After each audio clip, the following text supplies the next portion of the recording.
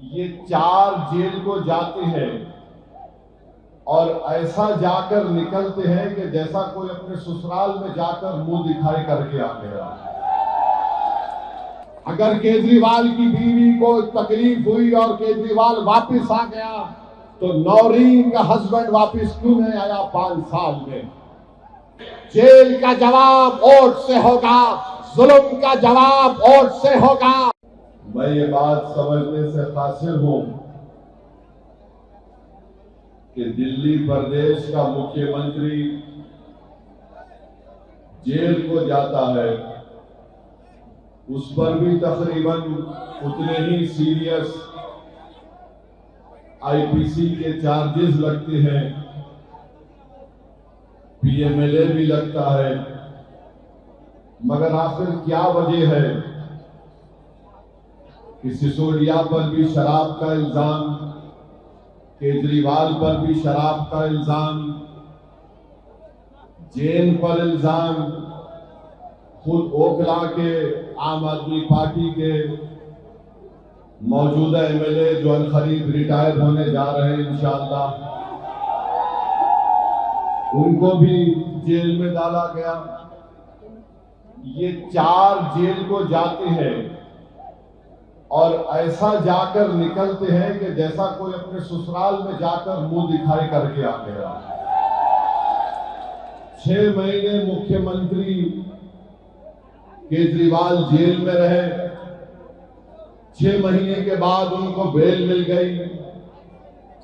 سسودیا 12-15 مہینے رہے، بیل مل گئی۔ جین کافی لمبا عرصہ رہے، جیل مل گئی۔ یہاں کے موصوف جیل کو گئے، واپس آئے، پھر گئے، پھر واپس آئے۔ آخر ان کے پاس ایسی کون سی جادو کی چھڑی ہے جو شفا کے پاس نہیں ہے؟ آخر یہ کیا وجہ ہے کہ ان کو انصاف مل جاتا ہے، ان کے گھر والے ان سے محروم نہیں ہوتے، ان کے چاہنے والے ان سے محروم نہیں ہوتے؟ اگر آج ہماری بہن شفا کی طلب میں آپ کے درمیان میں آ کر کہہ رہی ہے تو ہماری بہن کو بھی وہی حق حاصل ہے جو کیجریوال کی بیوی کو بھی حاصل ہے، یاد رکھو۔ اگر کیجریوال کی بیوی کو تکلیف ہوئی اور کیجریوال واپس آ گیا تو نورین کا ہسبینڈ واپس کیوں نہیں آیا 5 سال میں؟ اگر سسودیا کے گھر والے پریشان ہیں تو کیا سسودیا، کیجریوال اور یہاں کے گھر والوں کی پریشانی شفا اور طاہر حسین کی تکلیف سے زیادہ ہو سکتی ہے؟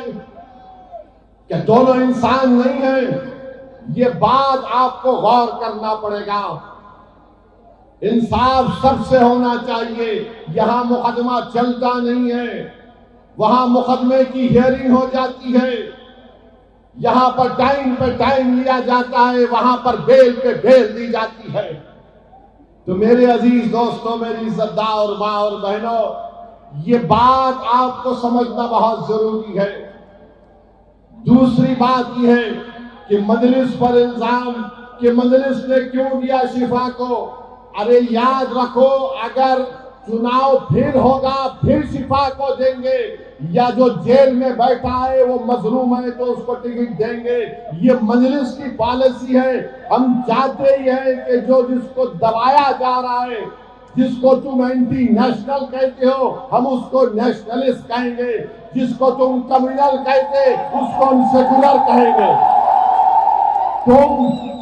تمہارا ایجنڈا ہم قبول کرنے کو تیار نہیں ہے، نہ کیجریوال کا ایجنڈا قبول کریں گے، نہ مودی کا ایجنڈا قبول کریں گے۔ ہم اپنا ایجنڈا طے کر کے جنتا میں آئے ہیں اور جنتا سے کہہ رہے ہیں کہ اب کی بار اوکھلا سے شفا کو آپ کو کامیاب کرنا ہے۔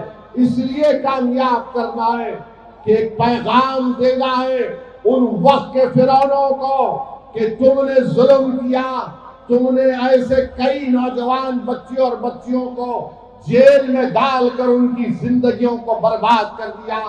وہ معصوم بچے طاہر حسین آج واپس آئے۔